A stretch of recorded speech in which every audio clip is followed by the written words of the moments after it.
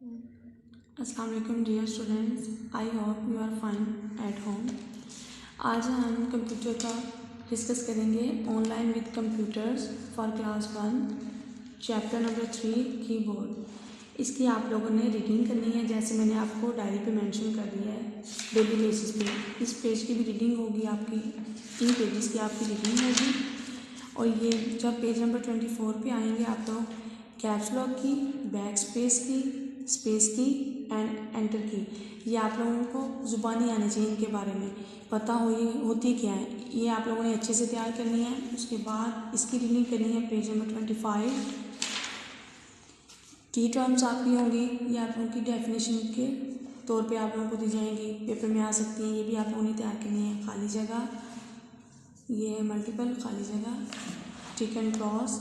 Questions आप लोगों ने पूरे राइट करने हैं, हाफ राइट नहीं करने, मतलब जस्ट उनका आंसर राइट नहीं करना, उसको कंप्लीट राइट करना है। इसको आप लोग देख लें, मैंने ऊपर राइट किया है, आप लोगों ने अभी कंप्लीट इसको राइट करना है।